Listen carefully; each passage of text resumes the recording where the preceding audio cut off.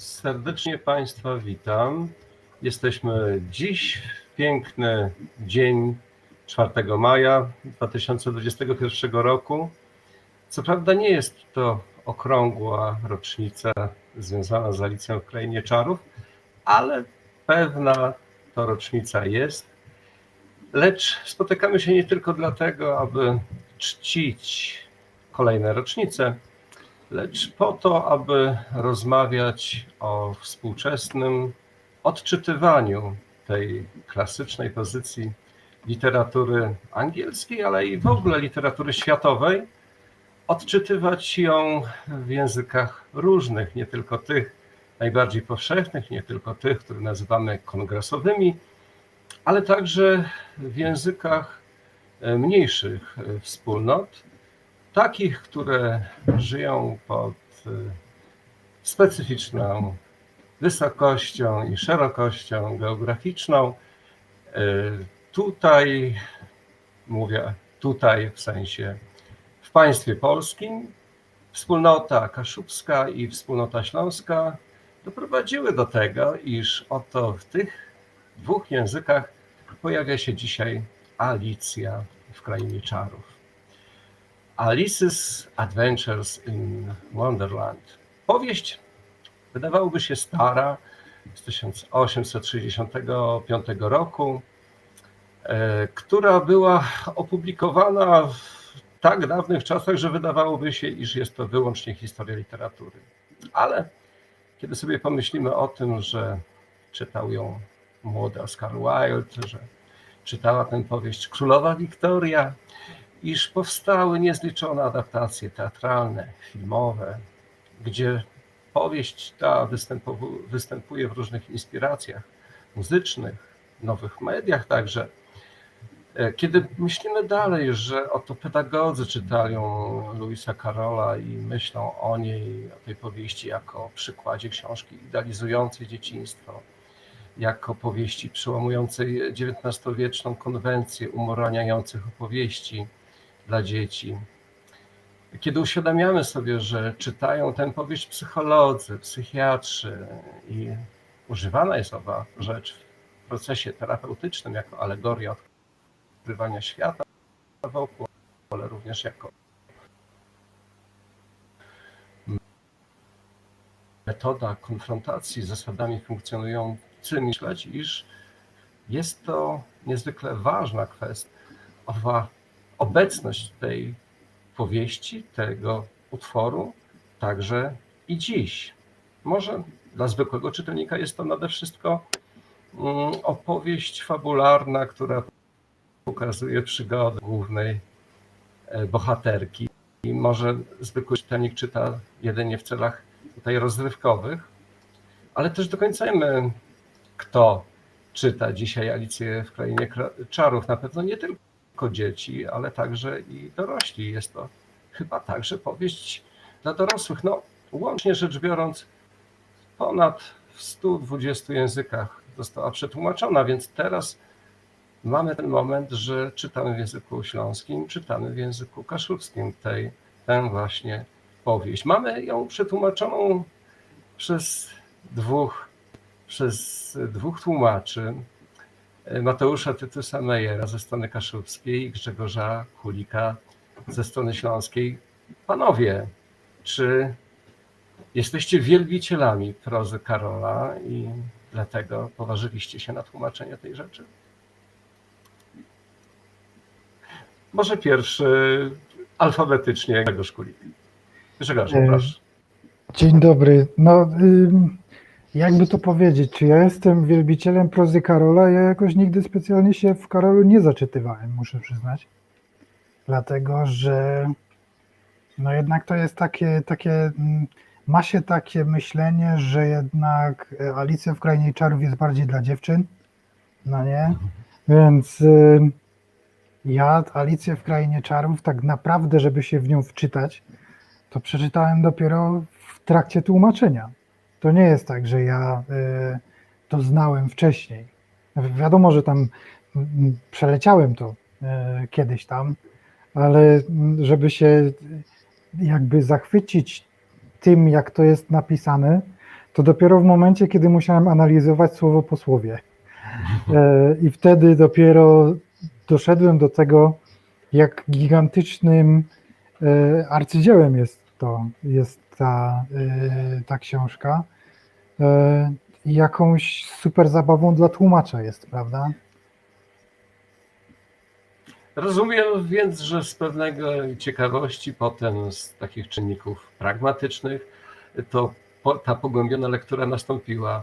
Mateuszu, a czy ty uznajesz siebie za fana Lewisa Carrolla, czy też to raczej też jest kwestia pewnego przypadku, nazwijmy? Muszę przyznać, że oczywiście gdzieś tę książkę Przygody Alicji w Krainie Czarów po polsku czytałem dawno temu, kiedy była to lektura szkolna i trzeba było się z tym zaznajomić w szkole. Jednak no, było to już ładnych kilkanaście lat temu i zdążyłem od tego czasu nieco zapomnieć, o czym to właściwie ta książka była i tak dalej. Myślę, że mam tutaj dosyć podobnie jak Grzesiek w kwestii poznania tej książki. Dopiero gdzieś na tym etapie tłumaczenia mogłem poznać ją tak naprawdę dogłębnie, że tak powiem. I gdzieś rok temu, na początku pandemii, przyszła do mnie taka myśl, że warto byłoby sięgnąć po tę książkę i spróbować ją na kaszubski przełożyć. I też takim nieprzypadkiem ta myśl do mnie przyszła, bo myślałem o tym już jakieś, nie wiem, z 12 lat temu chyba, kiedy gdzieś miałem taką fascynację Alicją w Krainie Czarów i tą powieścią do tego stopnia, że nawet jeden z obrazków został ze mną, że tak powiem, na zawsze. Chyba że go sobie usunę, ponieważ stał się tatuażem i do takiego stopnia gdzieś miałem taką fiksację. No oczywiście to też nieprzypadkowy dla Kaszubów symbol, no bo to gryf, więc to też istotny jakby taki element tak w świecie kaszubskim. No gdzieś to się tam przebijało i ten pomysł na to, żeby to była ta książka, no był dla mnie jakimś takim oczywistym. No i to też tutaj warto powiedzieć, że pomysł na przetłumaczenie tego jest gdzieś tam początkiem jakiejś takiej serii tłumaczeń klasyki literatury światowej na język kaszubski, które poprzez Fundację Kaszuby chcemy właśnie wydawać i przybliżać kaszubskim czytelnikom. Dziękuję. Do tego jeszcze wrócimy, bo to będzie jedno także z pytań do Grzegorza, ale jeszcze chcę chwilę porozmawiać o samym dziele powieści, bo tak jak patrzy się na tradycję badawczą, to sporo pracy już poświęcono Alicji w Krainie Czarów i no cóż, no, jedni podkreślają, że panuje tam logika snu, że jest to taki krok ku poetyce absurdu. Drudzy mówią, że jest to pełna satyrycznych raczej aluzji do przyjaciół, wrogów autora książka. Inni jeszcze zachwycają się, że tam panuje żywioł parodii, głównie skierowanej przeciwko szkolnym praktykom edukacyjnym XIX-wiecznych brytyjskich dzieci. Jeszcze inni podkreślają te kwestie związane bardziej z biografią Lewisa Carrolla, to znaczy z jego takimi kontekstami biograficznymi związanymi z jego zawodem, czyli z matematyką i z jego zainteresowaniami też i lingwistycznymi.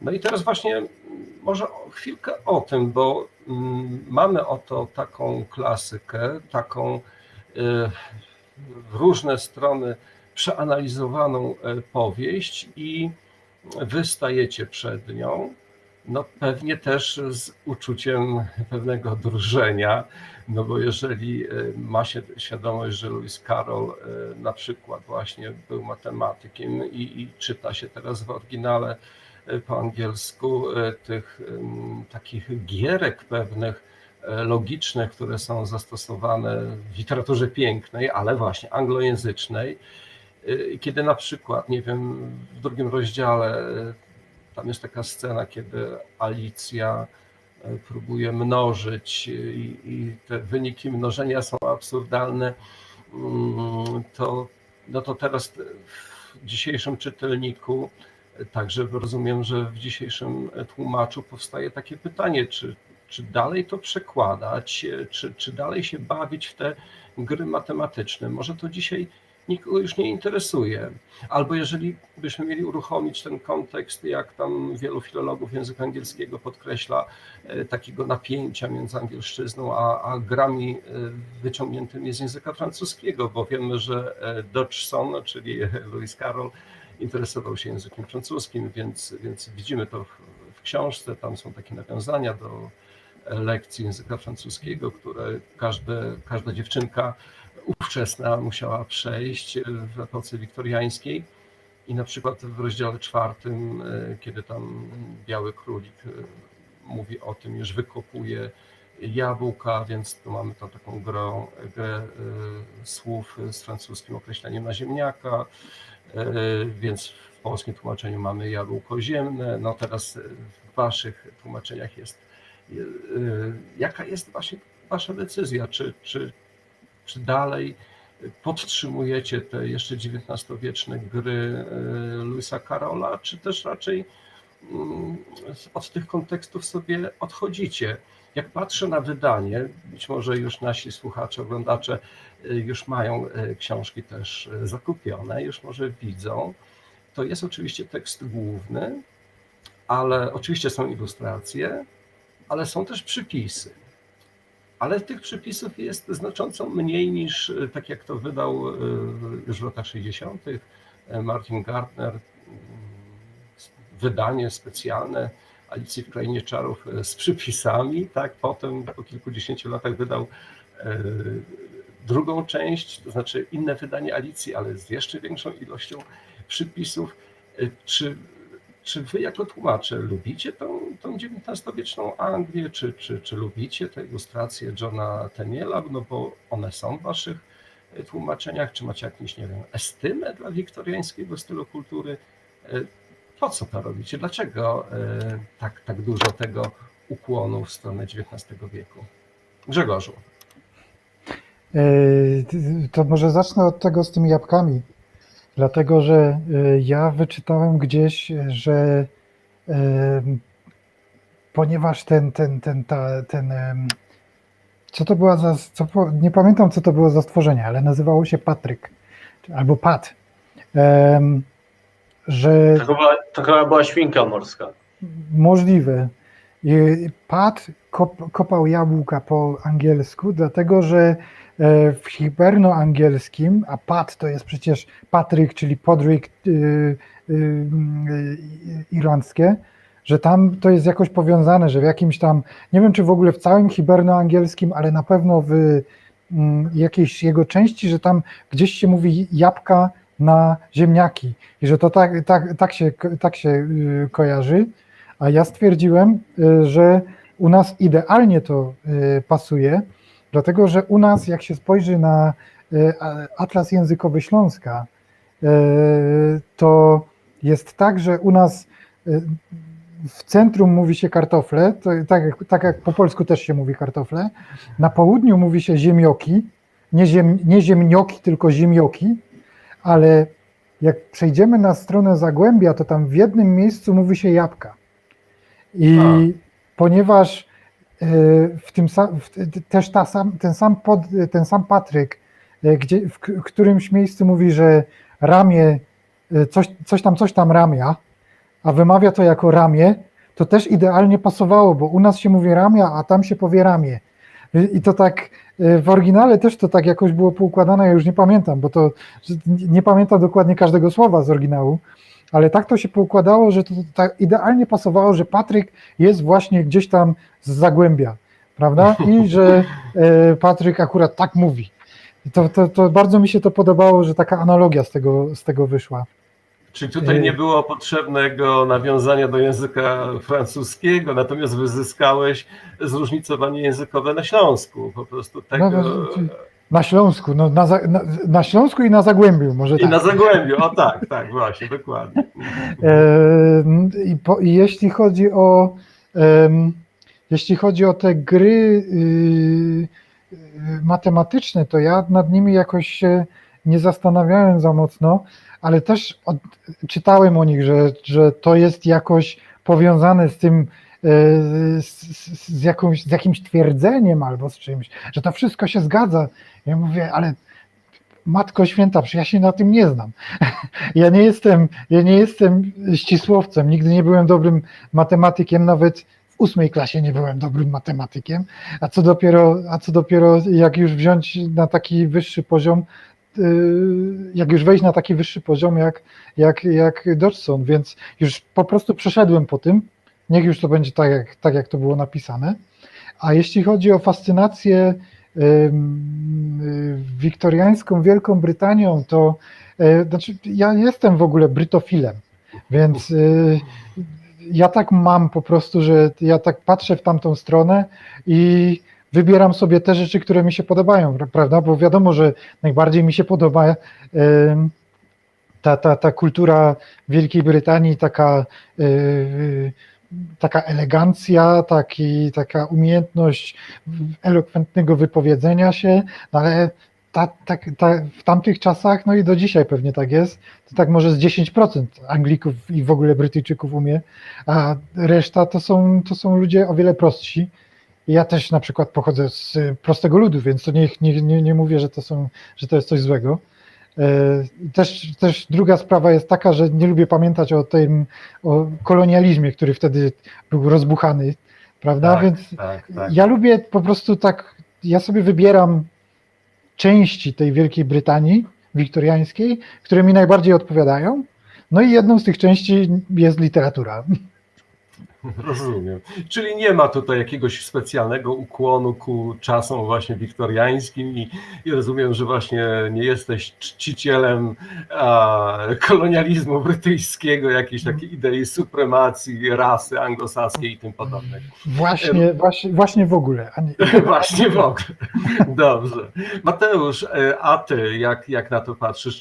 Czy w twoim przekładzie te odblaski, odgłosy zainteresowań, no właściwie zawodu autora, czy one się odzwierciedlają, czy nie, czy jakieś gry językowe z oryginałem angielskim, czy właśnie z francuskim językiem, czy to coś się u ciebie zjawia? Jak to jest w twoim przykładzie? Ja akurat nigdy nie zgłębiałem na tyle życiorysu i zainteresowań autora oryginału tekstu i też nie miałem jakiejś nigdy fascynacji wiktoriańską Anglią. Myślę, że też poczucie estetyki mam troszkę inne prywatnie niż akurat z tej doby wiktoriańskiej Anglii. Ale fakt faktem przy pracy nad tym przekładzie próbowałem przenieść ten świat XIX-wiecznej Anglii i XIX-wiecznej Europy, no bo tam są odwołania i do Francji, jak wspomniałeś, ale też do różne inne. No i gdzieś to wszystko jakoś ze sobą połączyć i oddać to w tym przekładzie kaszubskim. Fakt faktem akurat tutaj w przypadku tych kilku tutaj przykładów, które podał też Grzegorz, no to szukałem takich rozwiązań pasujących do języka kaszubskiego i tak jak właśnie tutaj odnośnie tych jabłek, no to tutaj ja wyczytałem przy tłumaczeniu, że te jabłka, o których tam była mowa po angielsku, nazywały się bodaj Irish apples, czyli to były jest to rodzaj jakichś ziemniaków, tak, z której właśnie w Irlandii bardzo często w XIX-wiecznej Anglii robiono napoje alkoholowe, wytwarzano, czyli po prostu fermentowano te ziemniaki, które w nazwie miały irlandzkie jabłka. No i poszukując tutaj jakiegoś rozwiązania, które pasowałoby do naszej kaszubskiej, powiedzmy kaszubskiego języka, kaszubskiego świata i rzeczywistości, znalazłem takie określenie dla gruszek akurat, czyli głeżałci, które już same z nazwy wskazują, do czego były wykorzystywane te gruszki i tutaj takiego określenia użyłem. No i ten mój pad, będący tą świnką morską, który też o tych gorzałkach czy o tych jabłkach mówi, kopiąc w ziemi, w moim przykładzie jest takim, posługuje się takim językiem z okolic, powiedziałbym Brus albo Chojnic, taki południowo-kaszubski, Brus, jakby to powiedzieli tam. Więc tutaj też te jakieś niesnastki takie językowe między patem a między białym królikiem widać, bo biały królik mówi takim bardzo zwięzłym językiem, rozkazującym, ale w takiej czystej literackiej kaszubszczyźnie i tutaj właśnie jest takim przykładem osoby, która poprawia tych niepoprawnie mówiących po kaszubsku i tutaj w tej scenie właśnie z patem jakby to widać. I tak zresztą podobnie było też w tej wiktoriańskiej Anglii, tak, gdzie ten biały królik był takim kimś, kto poprawiał tego niepoprawnie mówiącego po angielsku przybysza z Irlandii. Tak, tu jest rzeczywiście ta akurat postać dosyć, no trudno mieć pełną sympatię może w ten sposób do niej. A jeszcze jest jedna rzecz. W austriackim, niemieckim mówi się Erdäpfel na jabłka, na ziemniaki. Na ziemniaki. Więc możliwe jest, że w jakichś śląskich wariantach też będzie taka możliwość, że mówi się jabłka. Dlatego, że no, część Górnego Śląska należała przez długi czas przecież do Austrii, więc mogło się to przedostać. Tylko musiałbym to sprawdzić, bo nie jestem jakoś, akurat w tym, jeśli chodzi o tę jedną rzecz, jest więcej oczywiście, ale o tę akurat rzecz, jeśli chodzi, to nie przypomnę sobie. No tutaj dla tego angielskiego oryginału to było o tyle ciekawe, że określenie la pomme de terre, czyli właśnie no, owoc, no jabłko z ziemi, czy ziemskie, ziemne, a ono jest dobywane spod gruntu i kopiący pad, który kopie w głąb, dobywając jabłka, no to jest pewna właśnie taka zabawna asocjacja, zabawne skojarzenie, ale rozumiem właśnie, że każdy tutaj z tłumaczy w ramach swojego języka szuka ekwiwalentu, szuka czegoś ciekawego w takiej scenie, aby móc ją niejako przybliżyć czytelnikom. Zresztą to tak jak patrzę na to, co dotychczas robiliście jako literaci, jako tłumacze, no to przecież to, że sięgacie po taką klasykę, nie jest no, wynikiem zupełnie jakimś przypadkowych fascynacji, tylko no, patrząc znowu tak chronologicznie, Grzegorz to tłumaczył już dużo wcześniej pewne klasyczne rzeczy, no bo Dickensa przecież, tak, Dickensa opowieść wigilijną, potem także i Małego Księcia, więc myślę, że to nasiąkanie literaturą dla młodego czytelnika jak najbardziej się przysłużyło do tego, aby sięgnąć tutaj po Alicję w Krainie Czarów i zresztą jesteś, Grzegorzu, popularyzatorem języka śląskiego, blogerem, youtuberem, patrząc na to, co robisz na portalu Wachtyż, na materiały, które publikujesz na YouTubie, no to widać, że w całości tutaj poświęcasz się językowi śląskiemu i traktujesz tutaj, mówię perfidnie i konsekwentnie język śląski, bo rozumiem, że jesteś w tej grupie osób, które propagują, czy też udowadniają, ale i tak praktycznie poprzez tłumaczenie konstytuują używanie języka kaszubskiego. Zresztą to używanie, nawet jak z tego co wiem, no to i pracowałeś przy śląskiej wersji Facebooka, wyszukiwarki Google, robiłeś klawiaturę śląską do Microsoftu, do Linuxa, więc rozumiem, że to jest absolutnie tutaj jeszcze jeden akt uślązaczenia takiego klasycznego tekstu jak Alicja w Krainie Czarów. Tak? Czyli rozumiem, że chcesz pokazać, że śląski język jest operatywny. No tak, to znaczy jakby Ja to przede wszystkim robię dla siebie, że tak powiem, dlatego że te rzeczy, tam moje tłumaczenia, czy to oprogramowania, czy tworzenie klawiatury i tak dalej, to wszystko bierze się z tego, że no, ja się lubię otaczać wszystkim po śląsku. Ja dla siebie głównie przetłumaczyłem na przykład system operacyjny, czy stworzyłem sobie klawiaturę, żeby mi było łatwiej, żeby po prostu więcej mieć kontaktu z językiem na okrągło, żeby móc łatwiej właśnie pisać, bo wiadomo, że jak się nie ma klawiatury, to potem trzeba skopiować, wkleić i tak dalej. To są problemy. A z tymi książkami to tak wyszło trochę z przypadku, dlatego że ja często mam tak, znaczy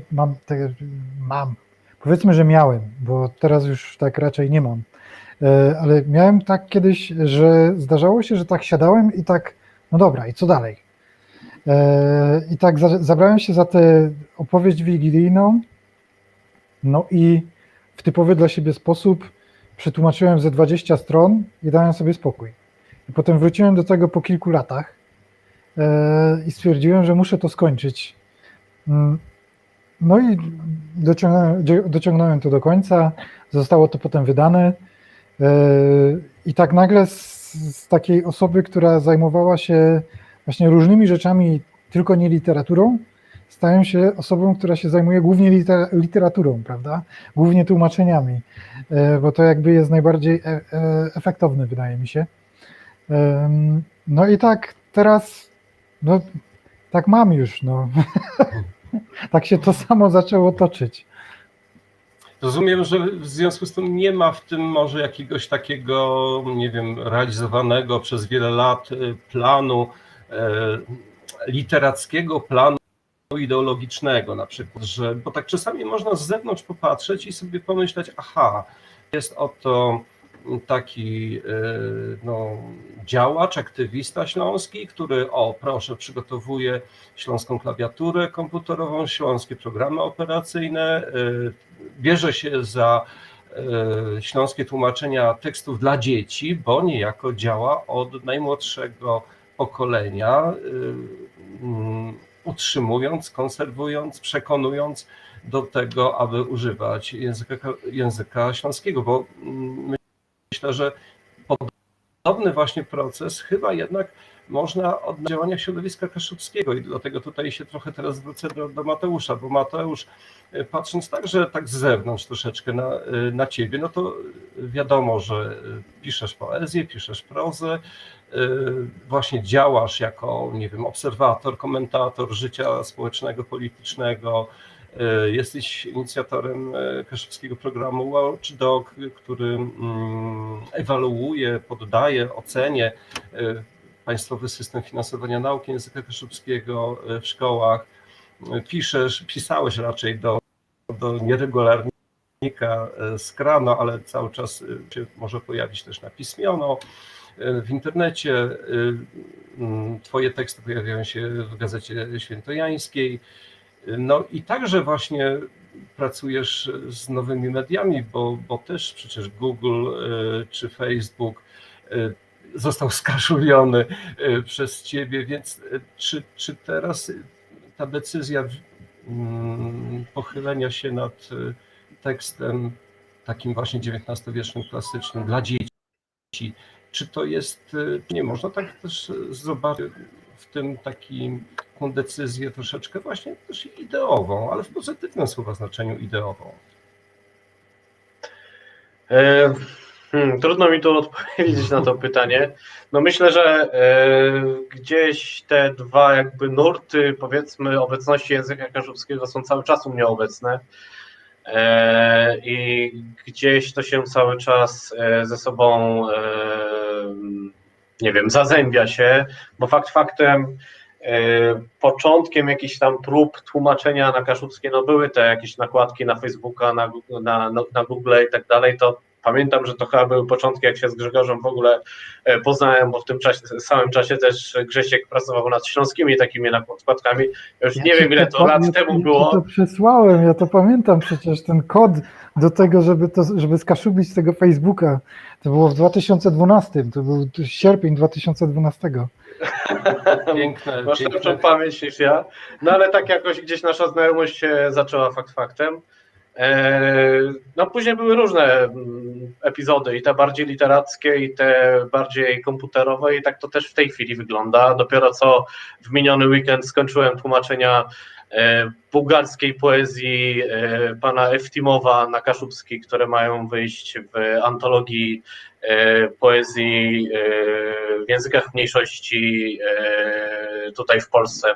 To Uniwersytet Warszawski przygotowuje taką antologię, a jednocześnie pracuję w tej chwili nad tłumaczeniami całego systemu LibreOffice. Ślązacy już mają, ale my się dopiero za to zabieramy i tam jest jakieś 1 200 000 słów do przetłumaczenia z angielskiego na kaszubski, więc sporo pracy i sporo potrzebnej pracy. Myślę, że tutaj ta ideowość nad tym, co jest bardziej potrzebne, czy literatura, czy obecność języka w technice i inaczej w technologiach, w internecie i tak dalej, no to jest dla mnie to jest nierozwiązany jakiś ewentualny dylemat. Ja uważam, że ten kaszubski jest potrzebny w obu miejscach.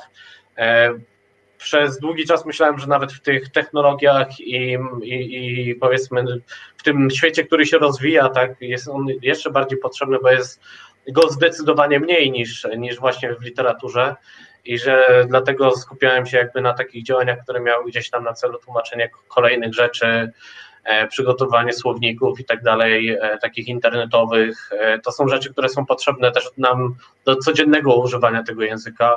Uczniom, którzy są na zdalnej nauce czy hybrydowej nauce, no ten słownik internetowy w tej chwili to jest bardzo potrzebny, no bo myślę, że 98% kaszubskich rodzin nie posiada kaszubskiego słownika drukowanego w domu, więc te dzieci, które się tego kaszubskiego języka uczą w szkole, nie mają dostępu do żadnych słowników.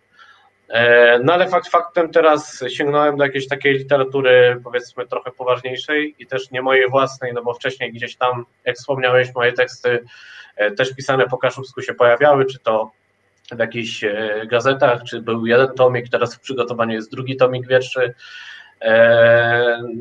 No ale myślę, że to tłumaczenie tej klasyki literatury na kaszubski jest potrzebne, żeby dawać tym dzieciakom w szkole też taką alternatywę, tak? Nie tylko, żeby czytały kolejny raz o tych podróżujących po Kaszubach, czy Czarlińskim, czy Remusie, którzy odwiedzają te różne tam miejscowości, ale żeby też poznały trochę tego świata zewnętrznego, tak? Tego nieosadzonego u nas, żeby jakoś zobaczyły, że w tym języku da się też poznawać inny świat, nie tylko kaszubski.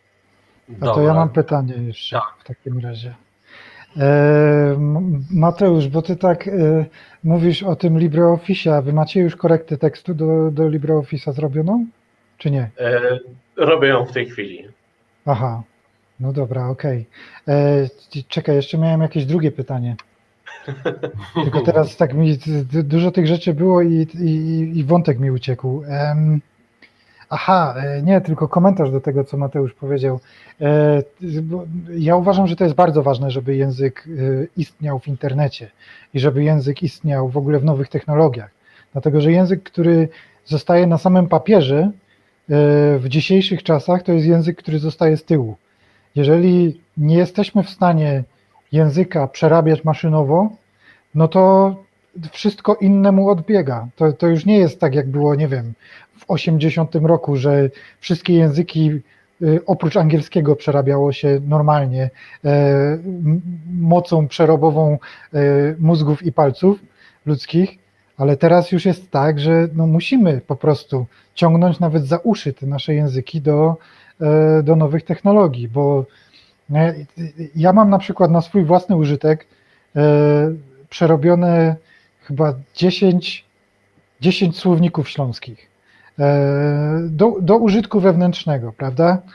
Bo nie mogę ich publikować. I to są wszystko słowniki, które są normalnie papierowe.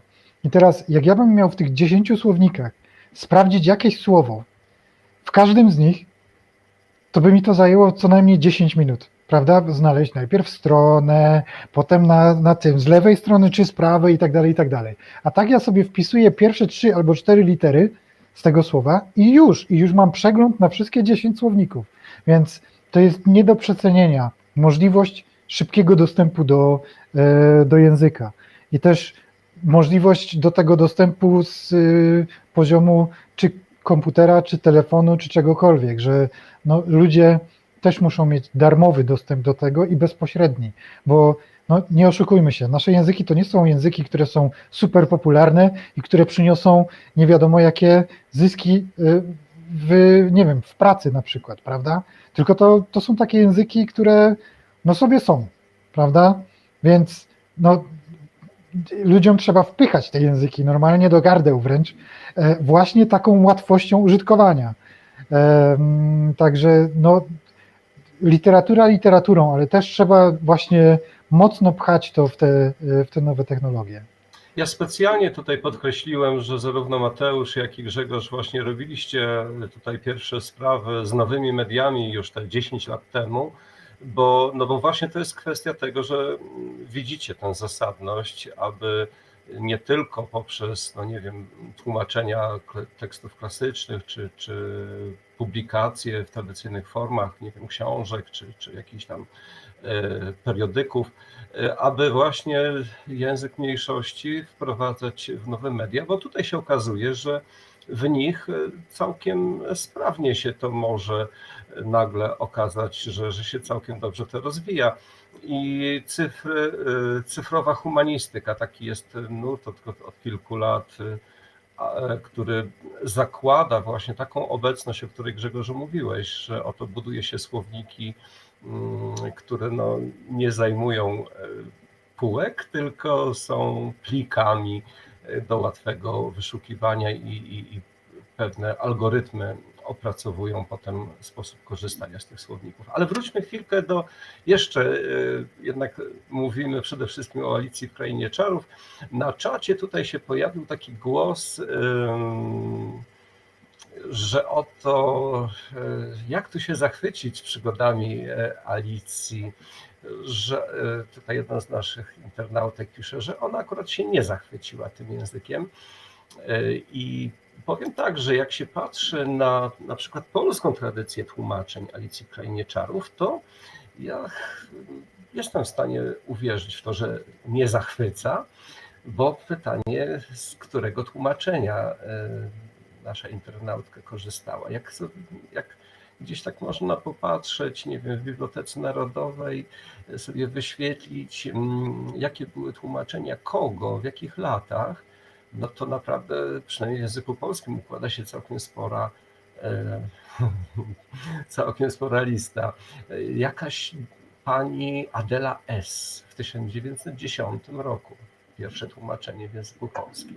Maria Morawska w 1927, bardzo popularny przekład, właściwie obecny, aż do dziś, bo ostatni był w latach 90.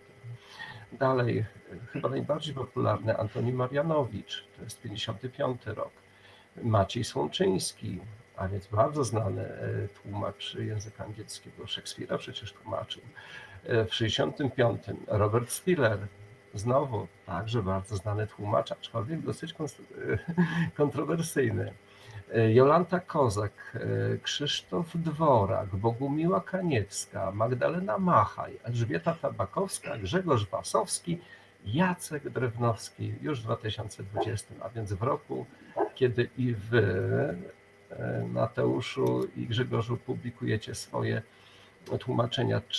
Zobaczcie, kilkanaście nazwisk różnych strategii translacyjnych.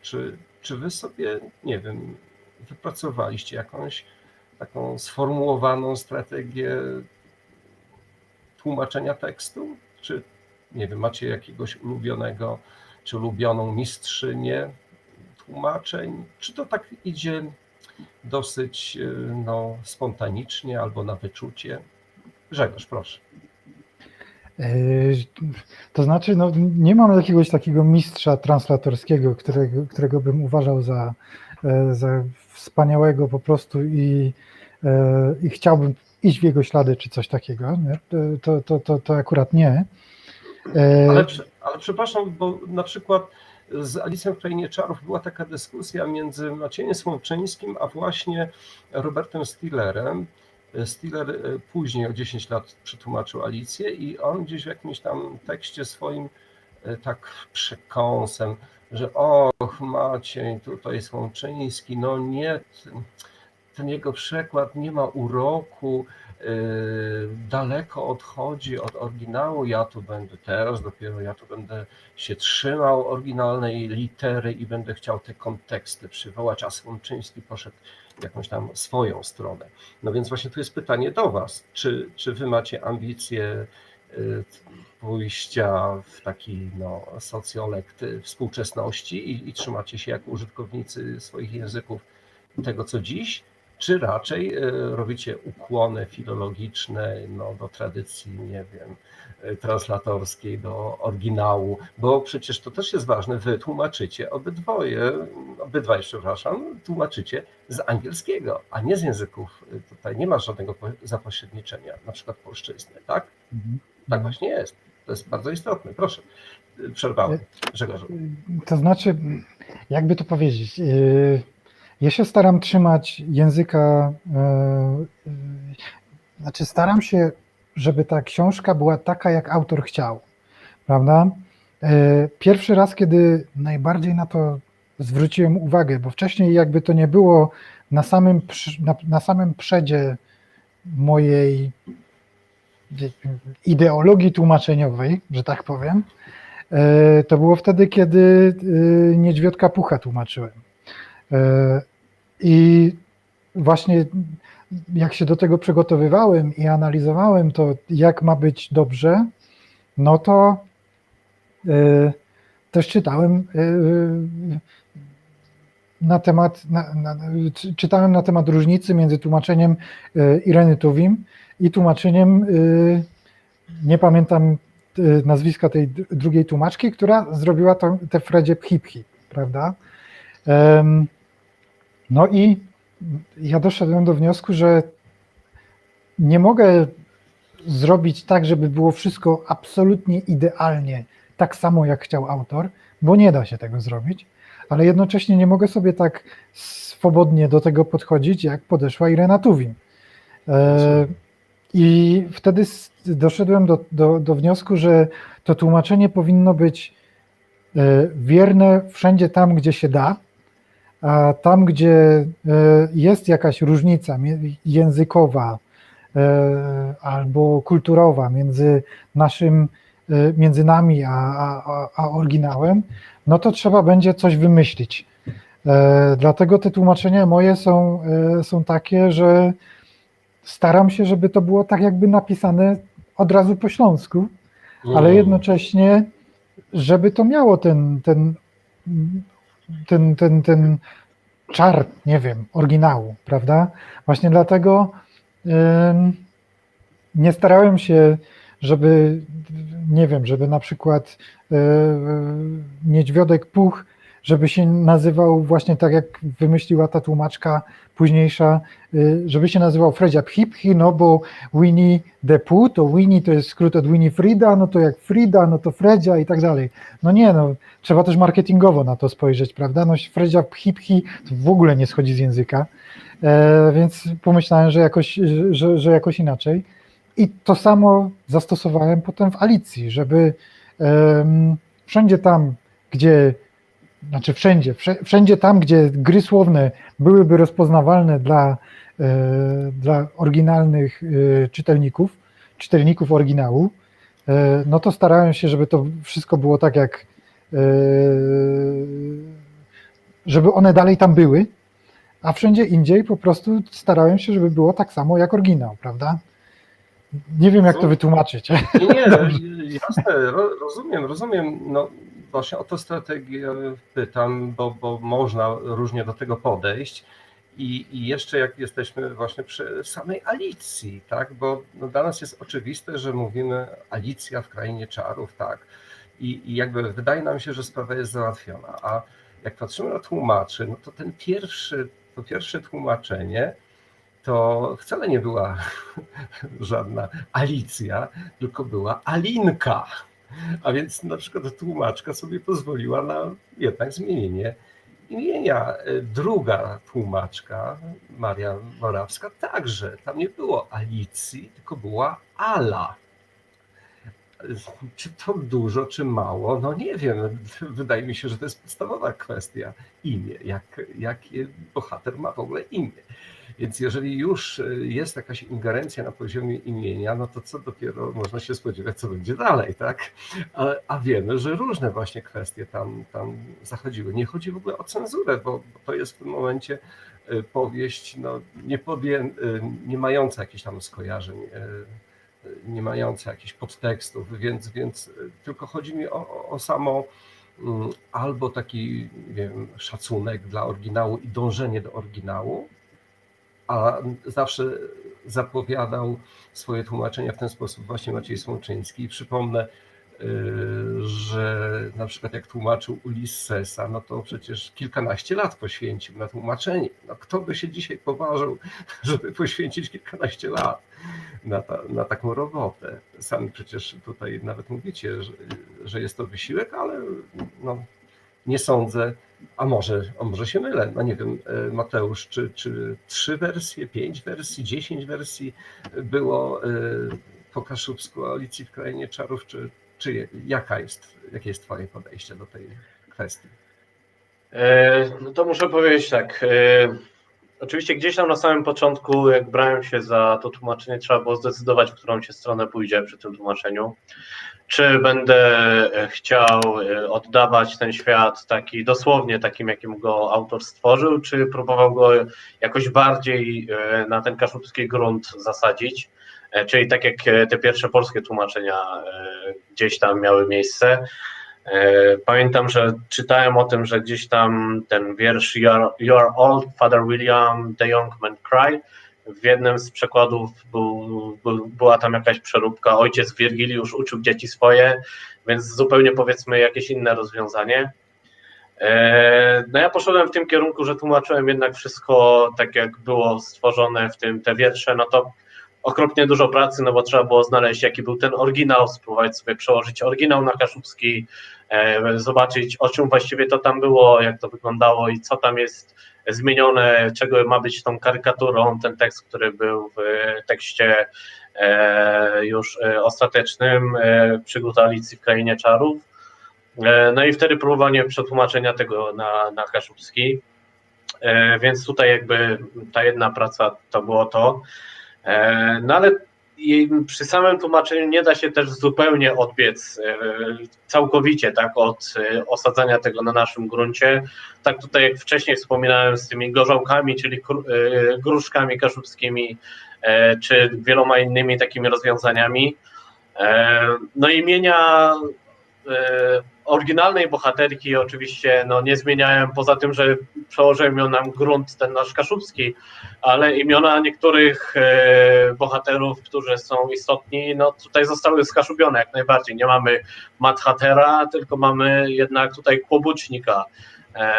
Z tym marcowym zającem, no to miałem największą chyba zagwozdkę, no bo w literackim kaszubskim raczej odchodzi się od germanizmu, jakim jest marc, na określenie marca, miesiąca marzec, a stosuje się jednak ten stremiannik jako ten właściwy tak literacki standard. No i zrobienie tutaj stremiannego zajca byłoby też, no, pokazywałoby zupełnie jakąś inną fiksację tego zająca, bo musiałby on żyć w strumieniu, tak? Więc no tutaj zupełnie bym odbiegł od jakiegoś oryginału i zamysłu i pokazania tego, co było przyczyną tej fiksacji łebarchniarstwa tego zająca. I to nie było akurat właśnie, nie były to strumienie, a jednak marcowanie, więc no nie zawsze się to daje pogodzić jedno z drugim. Ja z chęcią bym poznał też jakieś, nie wiem, za 2, 3, 5, 10 lat kolejną wersję tłumaczenia tego na kaszubski. Kto wie, może ktoś się podejmie i własną jakąś wizję kaszubską przedstawi. Z chęcią bym to poznał i porównał. A przyznam się, że nie przeczytałem w trakcie pracy nad tą kaszubską wersją ani jednego przykładu polskiego. Odciąłem się zupełnie od tych przekładów polskich, skupiłem się wyłącznie na tym tekście oryginału, więc stąd może tutaj jakieś ewentualnie takie moje podejście, takie osadzania tego wyłącznie w kaszubskim świecie bez szukania kontekstów i rozwiązań, które zastosowali polscy tłumacze. Rozumiem. Czy z całego dzieła Lewisa Carrolla są dla Was tłumaczy jakieś bardzo urokliwe momenty, które uważacie, że świetnie Wam poszło, że to są takie fragmenty, które byście się nigdy nie powstydzili, które moglibyście przeczytać, bo patrząc, przyznaję tak, znam kaszubski, nie znam śląskiego, przepraszam Grzegorzu, więc nie mogę tutaj ocenić Twojej jakości, chociaż mam koneksje śląskie, co prawda nie śląskie tutaj w kręgach katowicko-bytomsko-sosnowskich, tylko raczej ja mam tutaj ze Śląskiem Opolskim, bardzo, bardzo bliskim, między Grodkowem a Niemodlinem. Wiele lat dzieciństwa tam spędzałem u swojej babci. No ale choć ona mówiła po śląsku, to trudno mi jakby ocenić wagę, walor Twojego tłumaczenia. Ale chciałbym Was zapytać właśnie, czy są takie momenty, które uważacie, że tutaj dałem czadu, tutaj jest świetnie, tutaj jest taki moment, który zawsze jestem w stanie przeczytać i powiedzieć trafione, bo z tych tłumaczy polskich, jak sobie przeglądałem, to przed naszym spotkaniem oczywiście, choć nie jest wielkie gabarytowo to, co napisał Karol, no to jednak mimo wszystko jest to pewien materiał. Pozwoliłem sobie sprawdzić kilka wersji pierwszych linijek utworu, czyli wiersza otwierającego utwór. I patrzyłem właśnie na tych wielkich tuzów, czyli nie wiem, Marianowicza, Słomczyńskiego, Stillera, jak oni sobie poradzili z wierszem, który jest na samym początku, który zapowiada, otwiera całą opowieść. No i rzeczywiście czuje się, że w niektórych przypadkach opowieść się łagodnie rozsuwa, ma taki poetycki urok, styl, rytm, nic tam nie kuleje. No ale niektórzy z tłumaczy sobie zupełnie, jakby można powiedzieć, warstwę poetycką podarowali i tej poezji się tam w ogóle nie czuje. Więc jeżeli macie, to bardzo chętnie, mam nadzieję, nie tylko ja, ale także nasi internauci by posłuchali w Waszym wykonaniu jakiegoś fragmentu w języku śląskim czy w języku kaszubskim. Możecie się zastanowić, a ja tylko ten wiersz przytoczę, żebyśmy wszyscy słyszeli, o czym jest mowa, o tym wierszu wprowadzającym do Alicji w Krainie Czarów. To się zaczyna w ten sposób. Łódź nasza płynie ociężale, słońce przyświeca cudnie. Trudno sterować w tym upale, wiosłować jeszcze trudniej. Niosą nas więc łagodne fale w złociste popołudnie. Niestety, właśnie w owym czasie, gdy człowiek by się zdrzemnął, dziewczynki chcą, bym mówił baśnie i ciszę mącił senną. Lecz trudno, na cóż opór zda się, i tak wygrają ze mną. Ta pierwsza strasznie jest surowa i każe zacząć zaraz. Ta druga ważna chce osoba, bym coś o czarach znalazł. Trzecia przerywa mi w pół słowa, chce wiedzieć wszystko naraz. I nagle cisza, w wyobraźni świat słów mych staje żywy. Dziewczęta są w krainie baśni, już ich nie dziwią dziwy. I może świat baśniowy jaśniej im świeci niż prawdziwy, a gdy opowieść ma ospale, gdzieś się zatrzyma czasem, mówię zmęczony, dobrze, ale reszta następnym razem. Tak powstała ta opowieść, przedziwna i nęcąca, słowo rodziło się po słowie, aż baśń dobiegła końca. Taki fragmencik przeczytałem, prawie cały ten wiersz, a Grzegorz, Mateusz, jak sobie poradziliście z tym wierszem? Albo jak nie chcecie o tym wierszu, no to który z fragmentów uważacie, że to jest to, co zachęci innych do czytania? Nie no, ja z tym wierszem, jak i z większością innych, to starałem się po prostu trzymać tego samego metrum, jakie one mają. Dlatego że no, chociaż ten wiersz, który został przeczytany, on jest dobry, ale dla mnie po prostu metrum, które jest stosowane w polskim najczęściej, jest nieatrakcyjne. Dlatego, że to jest takie mówione, takie rozwlekłe, a znowu jak się weźmie angielski, który oczywiście ma zupełnie inne właściwości i dlatego stosuje się tam też inny rytm wiersza, no to jest takie, że to się czuje ten rytm cały czas, prawda? I no, znaczy ja sobie tu przygotowałem inne, ale ja to napisałem w taki sposób, że nie będę całości, tylko pierwszą zwrotkę przeczytam. We złote popołudnie my płyniemy lekko blank. Wiosłami bez szkolenia dziś kieruje działszek gang i całka droga niesie się do gadowania-klank.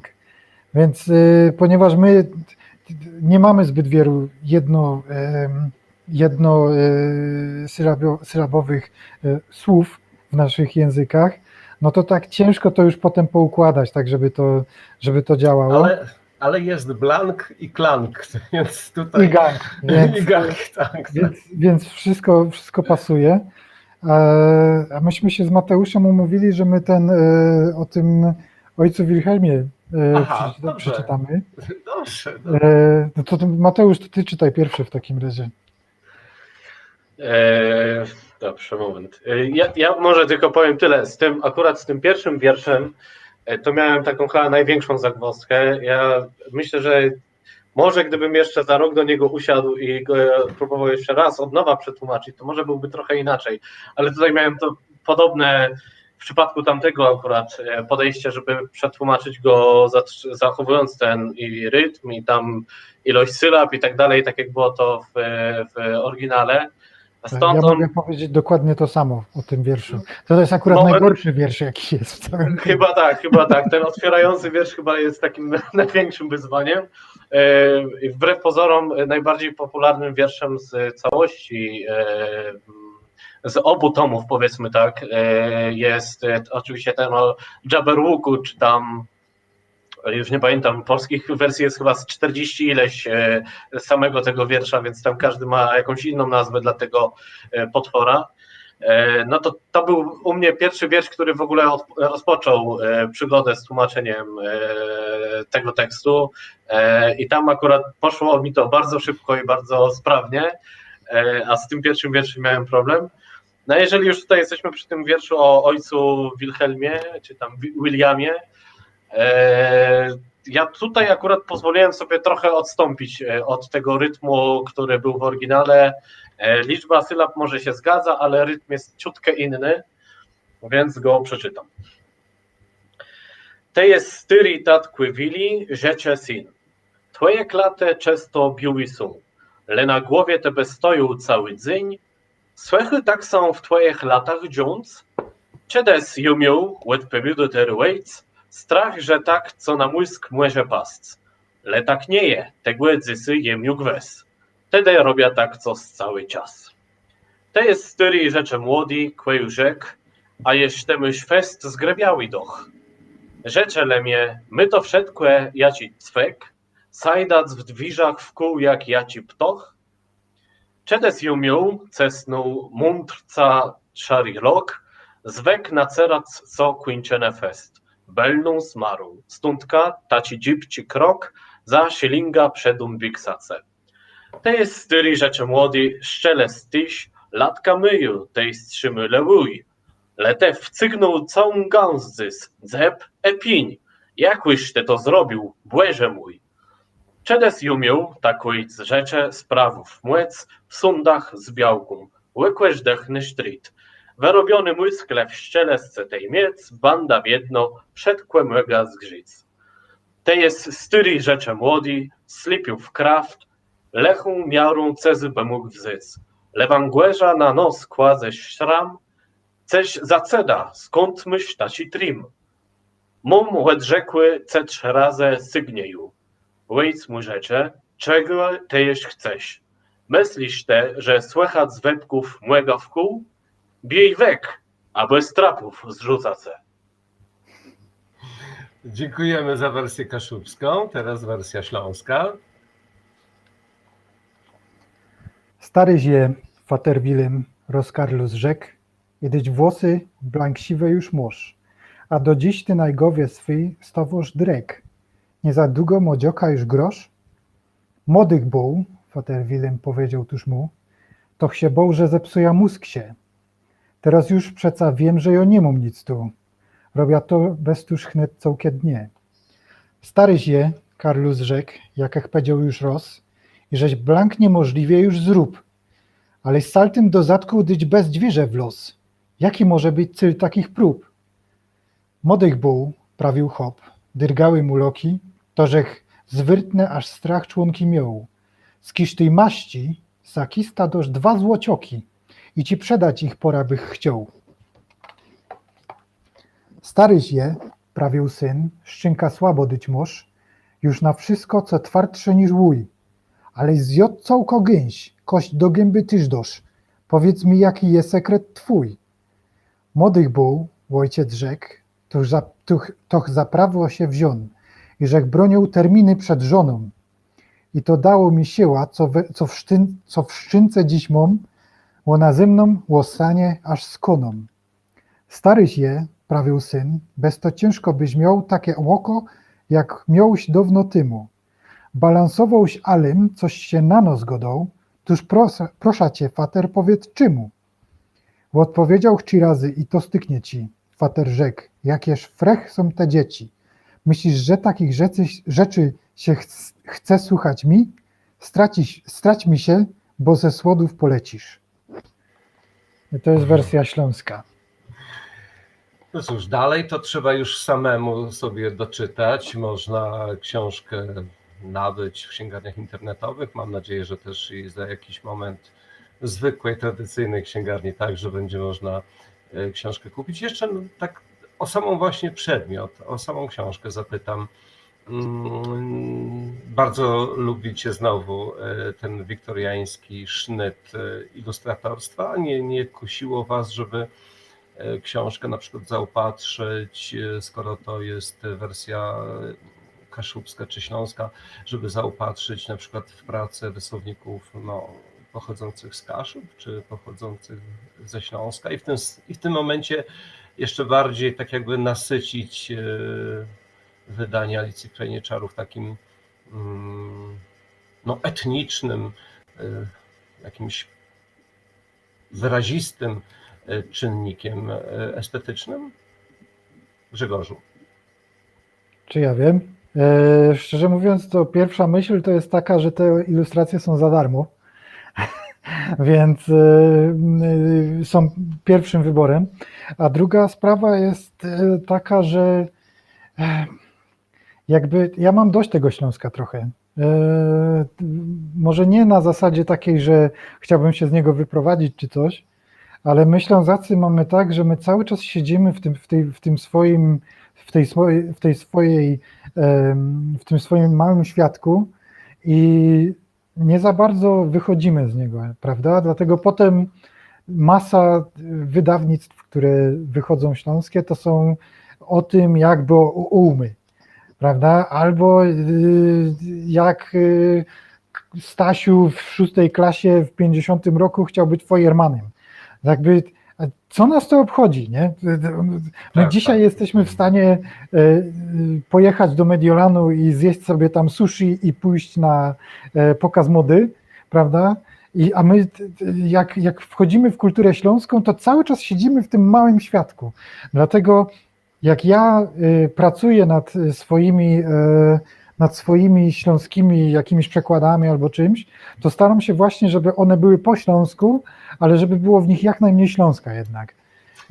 Żeby to było takie po prostu otwarcie, wyjście na zewnątrz, bo tego już naszego jest za dużo. Aha, rozumiem. No tak, tak, nie, oczywiście jest to zrozumiałe. I rozumiem, że Mateusz też tobie taka myśl przyświecała, tak, żeby już nie ukaszubiać dalej w warstwie, nie wiem, właśnie layoutu, ilustracji? Powiem tak, ja akurat za skład i grafikę obu tych wydań odpowiadała ta sama osoba, więc tutaj dla ułatwienia i oczywiście korzystaliśmy z możliwości wykorzystania tych ilustracji, bo one już są na wolnej licencji. Po drugie, myślę, że te ilustracje, które były w oryginale przez Daniela narysowane i wydrukowane i tak dalej, są też istotne, bo one były swoistym komentarzem do tekstu, a tekst też nawiązuje w tam bodaj 2 miejscach konkretnie do tych konkretnych ilustracji, tak, mówiąc, że spójrz na tą ilustrację, albo jak chcesz zobaczyć, jak coś wygląda, to zobacz na tamtej ilustracji, zostało to pokazane. Więc jakby tutaj te odwołania do oryginalnych ilustracji są też w tym tekście, tak? Więc no tutaj nie chciałem od tego uciekać, chciałem, żeby ta liczba tych ilustracji była taka sama. Oczywiście można przefantastyczne wydania znaleźć w internecie z tak cudownymi ilustracjami. Przyznam się, że teraz po tym, jak została ta kaszubska wersja wydana, zaczęło mnie na Instagramie obserwować mnóstwo jakichś takich ludzi zafiksowanych na zbieraniu tej Alicji w Krainie Czarów w przekładach na różne języki. I jakie tam ilustracje po prostu są najróżniejsze, przecudowne z całego świata, to aż po prostu oczy cieszy.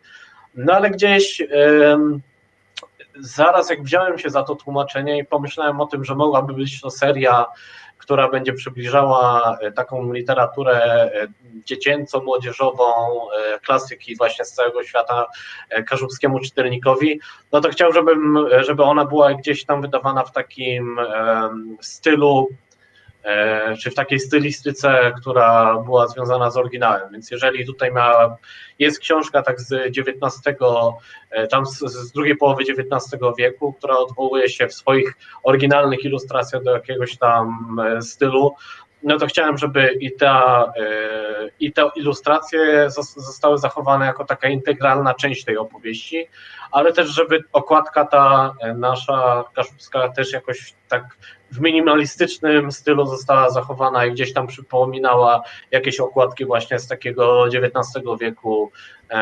Czy to się udało? No mam nadzieję, że chociaż ten front się udał. Wydaje mi się, że tak. Ja też chcę powiedzieć tak, że książkę mam już w wersji materialnej, więc chyba rzeczywiście się udało, bo wygląda książka na drogą, wygląda na dobrze zrobioną, okładka, ilustracje kolorowe, sztywny papier, naprawdę się przyjemnie dotyka, przyjemnie ogląda.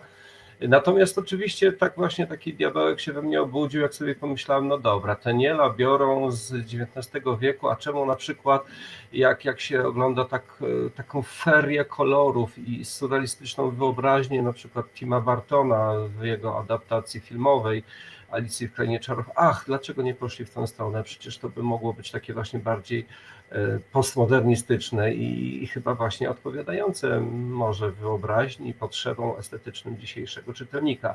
Tak troszeczkę się rozeźliłem, ale rozumiem decyzję i ją szanuję.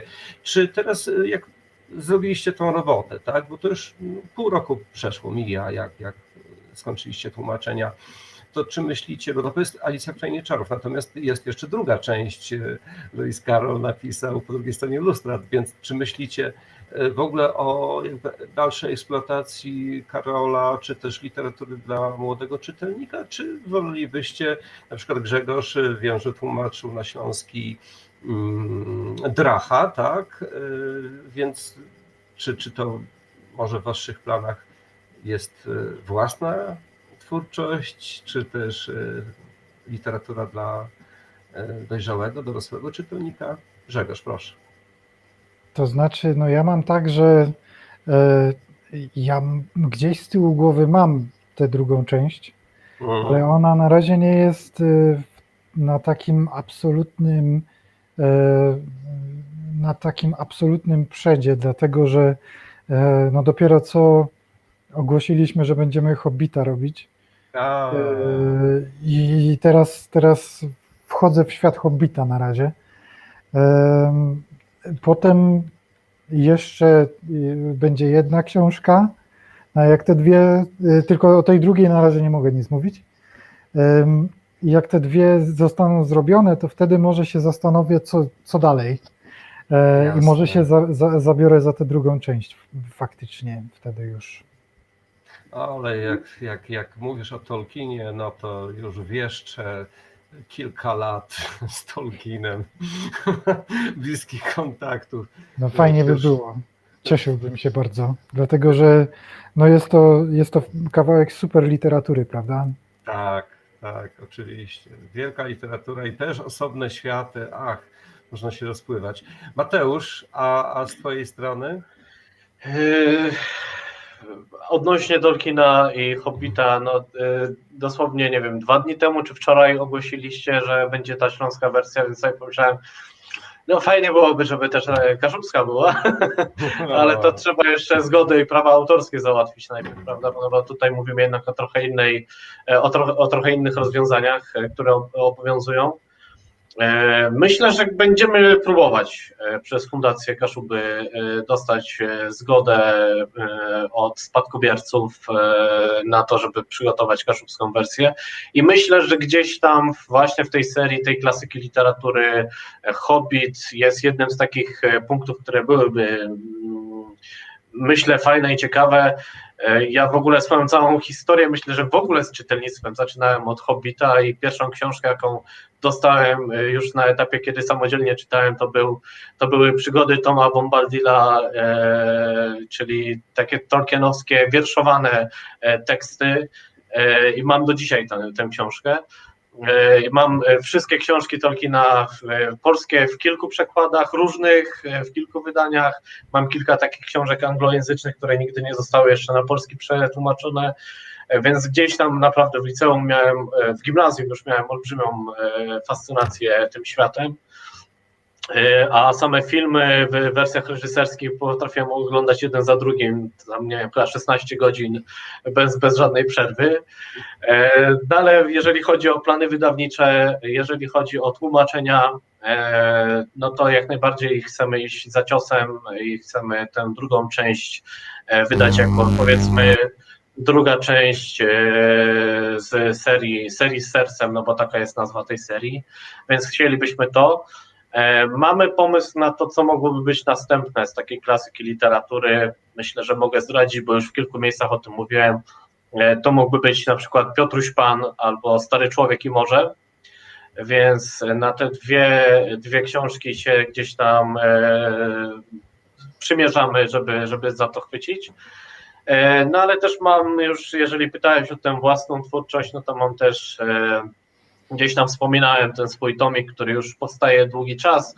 Jest on tak naprawdę w tej chwili od trochę ponad roku złożony i już w takiej wersji, która jest do wydania, aczkolwiek powstał pomysł rok temu w wakacje, aby była ona, że tak powiem, w 2 wariantach językowych kaszubskiego wydana i żeby pojawił się ten wariant, ten klasyczny zapisu języka kaszubskiego, ale w taki oddający ten język w wersji środkowo-kaszubskiej, czyli takiej, z której ja pochodzę i z którą jest mi najbliżej, bo dotychczas mamy takie warianty, które głównie nam przywołują tę północną Kaszubszczyznę w zapisach tej klasycznej języka kaszubskiego.